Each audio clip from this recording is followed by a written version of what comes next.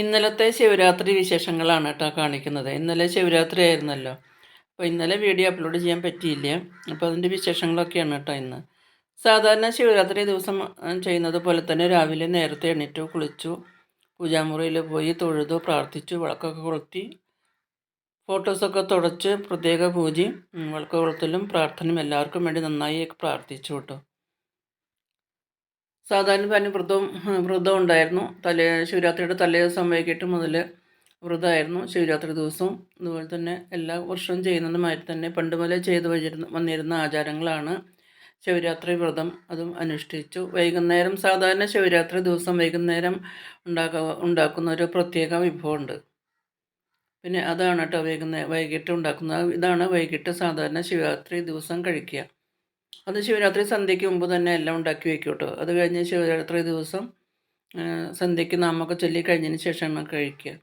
പിന്നെ വേറൊരു ചടങ്ങും കൂടി ഉണ്ട് കേട്ടോ. ശിവരാത്രി ദിവസം സന്ധ്യയ്ക്ക് മുറ്റത്ത് ചാണകമുരുള ഉരുട്ടി ഒരു 10 ദിവസം മുമ്പൊക്കെ ചാണകമൊക്കെ ഉരുട്ടി ഉണക്കി വെക്കും. അത് ശിവരാത്രി ദിവസം സന്ധ്യയ്ക്ക് മുമ്പ് നമ്മൾ വീടിൻ്റെ മുന്നിൽ തന്നെ അഷ്ടഗന്ധം സാമ്പ്രാണിയൊക്കെ വെച്ച് നമ്മളത് കത്തിക്കും. പണ്ടൊക്കെ ഉമ്മിയാണ് ഇടാറ്. ഉമ്മിയൊക്കെ ഇട്ട് നമ്മൾ സാധാരണ കത്തിച്ച് ആ പിറ്റേ ദിവസം രാവിലെ അതെടുത്തൊക്കെ മാറ്റുമ്പോൾ നമുക്ക് നല്ല ഭസ്മം കിട്ടും കേട്ടോ. ആ ഭസ്മമാണ് പണ്ടൊക്കെ തൊടാറ്. ഇപ്പം അങ്ങനെയുള്ള ചടങ്ങ് ചെയ്യുന്നില്ല കേട്ടോ. കാരണം ചാണൊന്നും നല്ല ചാണം കിട്ടുന്നില്ല. പണ്ടൊക്കെ എന്ന് പറഞ്ഞ് നല്ല ചാണം കിട്ടാറുണ്ട്. പശുവിൻ്റെ നമ്മൾ വീട്ടിൽ തന്നെയുള്ള പശുവിൻ്റെ പുല്ലും വീട്ടിലുണ്ടാകുന്ന പുല്ലും പിന്നെ സാധാരണ കഞ്ഞി, തവിട് അതൊക്കെയല്ലേ കഴിക്കുക. അങ്ങനെ ഉണ്ടാകുന്ന പണ്ടത്തെ ചാണകത്തിനൊരു പ്രത്യേക ഐശ്വര്യം തന്നെയായിരുന്നു കേട്ടോ. ഇപ്പം അങ്ങനെയുള്ള ചാണകമൊന്നും കിട്ടാനില്ല. ഇപ്പോഴത്തെ കേസും കഞ്ഞിവെള്ളം അതൊക്കെ ചെയ്യുന്ന പശുവിൻ്റെ ചാണകമൊന്നും അത്ര ഗുണമുള്ള ചാണകമല്ല. ഒരു പ്രത്യേക ഒരു പൊട്ട മണമൊക്കെയാണ്. അതുകൊണ്ടൊന്നും നമ്മളിപ്പോൾ സാധാരണ ശുദ്ധിയുള്ള കാര്യങ്ങൾക്കൊന്നും ഇപ്പോൾ ചാണകമൊന്നും പണ്ടത്തെ പോലെ ഉപയോഗിക്കാറില്ല. നല്ല ചാണകം കിട്ടുന്നുണ്ടെങ്കിൽ ഉപയോഗിക്കാം കേട്ടോ. അപ്പോൾ നല്ല ചാണകം കിട്ടാത്തത് കൊണ്ടാണ് ഉപയോഗിക്കാത്തത്.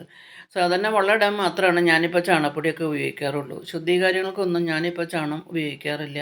നല്ല ചാണകം കിട്ടുന്നുണ്ടെങ്കിൽ ഉപയോഗിക്കാൻ കുഴപ്പമൊന്നുമില്ല. അതുകൊണ്ടാണ് ആ ചടങ്ങ് ചെയ്യാത്തത്.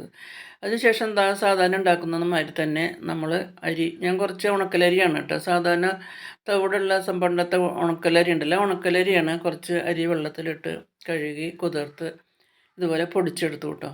പണ്ടൊക്കെ സാധാരണ നമ്മളുണ്ടാക്കാറ് സാധാരണ നമ്മുടെ വീട്ടിലുണ്ടാകുന്ന പുഴുക്കലരി കൊണ്ടാണ് കേട്ടോ. പുഴുക്കലരിയൊക്കെ വെള്ളത്തിലിട്ട് കുതിർത്ത് ഒരലിലൊക്കെ ഇടിച്ച് പൊടിച്ചെടുത്ത് ഇട്ടിട്ടാണ് ഉണ്ടാക്കാറ്. സാധാരണ തിളച്ച വെള്ളത്തിലിട്ട് ഇങ്ങനെ ഉരുട്ടിയിട്ട് നമ്മൾ അങ്ങനെയാണ് വേവിച്ചെടുക്കാറ്. അതിനുശേഷം അതിൻ്റെ വെള്ളവും കുടിക്കും, ആ ഉരുളയും ഓരോന്നൊക്കെ എടുത്ത് കഴിക്കും. അങ്ങനെയൊക്കെയാണ് പണ്ട്. ഇപ്പോൾ അത് അങ്ങനെ ചെയ്യാറില്ല. ഇപ്പോൾ അങ്ങനെ നല്ല അരിയൊന്നും കിട്ടാനില്ലല്ലോ. ഇപ്പം നമുക്ക് ഏത് അരിയായാലും വേണ്ടില്ല കേട്ടോ. സാധാരണ പച്ചരിയോ പുഴുക്കലരിയോ ഏത് അരിയാണ് നമ്മൾ ഉപയോഗിക്കുന്നതെന്ന് വെച്ചാൽ അരി എടുത്ത് നമുക്ക് ഒന്നിൽ അരച്ചെടുക്കുകയോ പൊടിച്ചെടുക്കുകയോ എങ്ങനെ വേണമെങ്കിലും ചെയ്യാൻ സൗകര്യം പോലെ. ഞാനിപ്പോൾ ഉണക്കലരി കുറച്ച് പൊടിച്ചെടുത്തു. അതിനുശേഷം അതിലേക്ക് സാധാരണ ഒരു മീഡിയം സൈസ് കുറച്ച് തേങ്ങ ധാരാളമാവാം, കുഴപ്പമില്ല കേട്ടോ. കുറച്ച് തേങ്ങയും ഒരു ടീസ്പൂൺ ജീരകം ചതച്ചതും ആവശ്യത്തിന് ഉപ്പും ചേർത്ത് നല്ല പോലെ മിക്സ് ചെയ്തു കേട്ടോ. അരിപ്പൊടിയിലൊക്കെ നല്ലവണ്ണം ഒന്ന് തേച്ച് പിടിച്ചു. നമ്മൾ പുട്ടിന് നനയ്ക്കില്ലേ അതുമാതിരി നല്ല പോലെ ഒന്ന് തേങ്ങയും ജീരകവും ഉപ്പും അരിപ്പൊടിയും കൂടി നല്ല പോലെ ഒന്ന് യോജിപ്പിച്ച് കൈ കൊണ്ട് നല്ല പോലെ ഒന്ന് ഞരടിയെടുത്തു. അതിനുശേഷം ഉരുട്ടാൻ പാകത്തിന് കുറേശ്ശെ വെള്ളം തെളിച്ച് നമുക്കൊന്ന് ഉരുട്ടിയെടുക്കണം കേട്ടോ.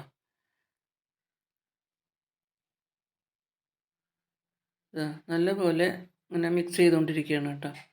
അത് ഉരുട്ടിയെടുക്കാൻ വേണ്ടിയിട്ടാണ്, ഒന്ന് ഉരുളാൻ വേണ്ടിയിട്ടാണ് നമ്മൾ വെള്ളം ഒഴിച്ചു കൊടുക്കുന്നത്. പെട്ടെന്ന് ഒരുപാട് വെള്ളം അങ്ങനെ ഒഴിച്ചു കൊടുക്കരുത്. കുറേശ്ശെ വെള്ളം തളിച്ചെടുത്തിട്ട് നമുക്കൊന്ന് ഉരുട്ടിയെടുക്കാൻ പാകത്തിന് നമുക്ക് വെള്ളം തളിച്ച് കൊടുക്കണം. അപ്പോൾ കുറച്ച് വെള്ളം പോരായെന്ന് തോന്നി കുറച്ചും കൂടി വെള്ളം ഒന്ന് തളിച്ച് കൊടുത്തു കേട്ടോ. അല്പം കൂടി വെള്ളം തളിച്ച് വീണ്ടും നല്ലപോലെ ഒന്ന് ഉരുട്ടാൻ പാകത്തിന് നല്ലപോലെ ഒന്ന് കുഴച്ചെടുക്കുകയാണ്.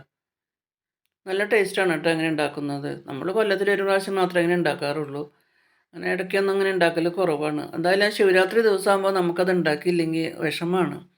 നമ്മൾ പണ്ട് മുതലേ ആചരിച്ച് വന്നിരുന്ന ഒരു ആചാരമല്ലേ. അതുകൊണ്ട് നമുക്ക് ആ വർഷം ആ ദിവസം വരുമ്പോൾ നമുക്ക് അതുണ്ടാക്കാനും കഴിക്കാനും ഒരു പ്രത്യേക സന്തോഷമാണ്. അങ്ങനെ നല്ല പോലെ സോഫ്റ്റായിട്ട് ഇങ്ങനെ കുഴച്ചെടുത്തോട്ട് ഇനി നമുക്ക് ചെറിയ ഉരുളകളാക്കി നമുക്കൊന്ന് ഉരുട്ടിയെടുക്കാം. നല്ല പോലെ സോഫ്റ്റായി കുഴച്ചതിന് ശേഷം ഇതിൽ നിന്ന് കുറച്ചെടുത്തിട്ട് നമുക്കൊന്ന് ഒരു ചെറിയ ബോൾസ് ആക്കി നമുക്കൊന്ന് ഉരുട്ടിയെടുക്കാം.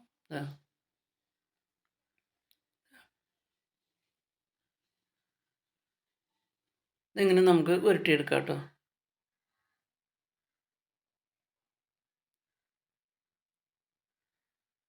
എല്ലാം ഞാനിങ്ങനെ ഉരുട്ടി കൊണ്ടുവന്നു കേട്ടോ. ഇങ്ങനെ എല്ലാം ഞാനിങ്ങനെ ഉരുട്ടിയെടുത്തിട്ട് നമുക്കിത് ആവിയിൽ വെച്ചിട്ടാണ് കേട്ടോ വേവിക്കുന്നത്. പണ്ടൊക്കെ തിളച്ച വെള്ളത്തിലിട്ട് വേവിക്കുകയാണ് പതിവ്. ഇപ്രാവശ്യം ഞാൻ അങ്ങനെ തിളച്ച വെള്ളത്തിൽ ഇടാറില്ല. ഇങ്ങനെ ആവിയിൽ വേവിച്ചെടുക്കുക ചെയ്തത് കേട്ടോ. അപ്പോൾ ഒരു ഇലയും കൂടി വെച്ചപ്പോൾ ഒരു ഇലയുടെ ഫ്ലേവറും കൂടി കിട്ടുമല്ലോ. അപ്പോൾ ഒരു ഇല വെച്ചിട്ട് അതിലാണ് ഈ ഉരുളകളൊക്കെ വെച്ച് നമുക്ക് അതിൻ്റെ പാത്രം അടപ്പ് വെച്ച് നമുക്ക് അടച്ച് നമുക്ക് നല്ലപോലെ ഒരു 15 മിനിറ്റ് നമുക്കൊന്ന് വേവിച്ചെടുക്കാം കേട്ടോ.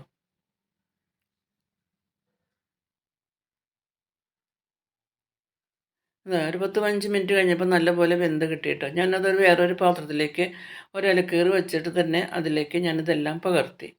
ഇതിപ്പോൾ നമുക്ക് ഇങ്ങനെ തന്നെ കഴിക്കാം കേട്ടോ. പണ്ടത്തെ ഞാൻ പറഞ്ഞല്ലോ, പണ്ടത്തെ കഴിപ്പിൽ വ്യത്യാസം ഉണ്ടായിരുന്നു. ഇനിയിപ്പോൾ നമുക്കിതിൽ വേണമെങ്കിൽ തേങ്ങാ ചമ്മന്തിയോ എന്തെങ്കിലും അങ്ങനെ കൂട്ടി നമുക്ക് കഴിക്കണമെങ്കിൽ കഴിക്കാം. അല്ലെങ്കിൽ ഇങ്ങനെ വെറുതെ കഴിക്കണമെങ്കിലും കഴിക്കാം.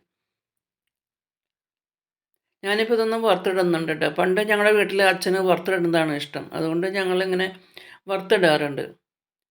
വറുത്തിട്ട് കഴിക്കുന്നതിനൊരു പ്രത്യേക സ്വാദ് തന്നെയാണ് കേട്ടോ. അപ്പോൾ അതിന് വേണ്ടിയിട്ട് ഞാനത് ചെറിയ ചെറിയ കഷ്ണങ്ങളാക്കുന്നുണ്ട്. ഒരു ഉരുള ഒരു 4, 5, 8 കഷ്ണമാക്കുന്നുണ്ട് കേട്ടോ.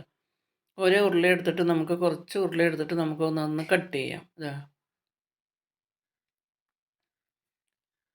നമുക്കിങ്ങനെ ആദ്യം തന്നെ 2 ആക്കി, അത് കഴിഞ്ഞ് വീണ്ടും 4 ആക്കി. ഇങ്ങനെ കട്ട് ചെയ്യണം കേട്ടോ. ഇങ്ങനെ ഞാൻ 5, 6 ഉരുള എടുത്തിട്ട് ഞാനിതുപോലെ കട്ട് ചെയ്തു കേട്ടോ. ഞങ്ങളുടെ അച്ഛന് നിർബന്ധമാണ് ഇങ്ങനെ കട്ട് ചെയ്തിട്ട് വറുത്തിടുന്നത്. അത് കട്ട് ചെയ്തതിന് ശേഷം ഞാനൊരു ചീഞ്ചട്ടി അടുപ്പത്ത് വെച്ചു. അത് ചൂടായപ്പോൾ അതിലേക്ക് കുറച്ച് വെളിച്ചെണ്ണ, 1 ടീസ്പൂൺ വെളിച്ചെണ്ണ ഒഴിച്ചു. അതിലേക്ക് 1 ടീസ്പൂണ് നെയ്യും കൂടി ഒഴിച്ചു കൊടുക്കുന്നുണ്ട് കേട്ടോ. ഒരു സ്വാദ് കിട്ടാൻ വേണ്ടിയിട്ടാണ് നെയ്യ് ഒഴിക്കുന്നത്. നെയ്യ് ഒഴിക്കണം നിർബന്ധമൊന്നുമില്ല. 1 ടീസ്പൂൺ നെയ്യും കൂടി ഒഴിച്ചു കൊടുത്തു.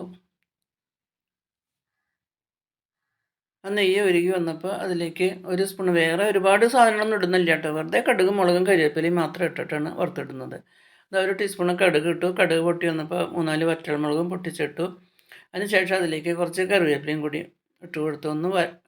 ഒന്ന് ഇളക്കി എടുത്തിട്ട് നമ്മൾ കട്ട് ചെയ്ത് വെച്ചിരുന്ന കഷ്ണങ്ങളെല്ലാം ഇട്ട് കൊടുത്തു കേട്ടോ. ഇതിനൊരു പ്രത്യേക സ്വാദ് തന്നെയാണ് കേട്ടോ. ഇങ്ങനെ കഴിക്കുന്നത് പ്രത്യേക സ്വാദ് തന്നെയാണ്. ഇതിനാണ് കൂടുതലും സ്വാദ്. ഉണ്ട കഴിക്കുന്നതിനേക്കാളും സ്വാദ് ഇങ്ങനെ നമ്മൾ വറുത്തിട്ട് കഴിക്കുന്നതാണ്. അപ്പോൾ ഈ വീഡിയോ എല്ലാവർക്കും ഇഷ്ടമായെന്ന് വിചാരിക്കുന്നു. ഇഷ്ടമായ ലൈക്ക് ചെയ്യാനും ഷെയർ ചെയ്യാനും കമൻറ്റ്സ് ചെയ്യാനൊന്നും മറക്കരുത്. ആദ്യമായിട്ട് കാണുന്നവരാണെങ്കിലൊന്ന് സബ്സ്ക്രൈബ് ചെയ്ത് സപ്പോർട്ട് ചെയ്യാനും മറക്കരുത് കേട്ടോ. പുതിയൊരു വീഡിയോ ആയിട്ട് നമുക്ക് വീണ്ടും കാണാം. Thank you for watching.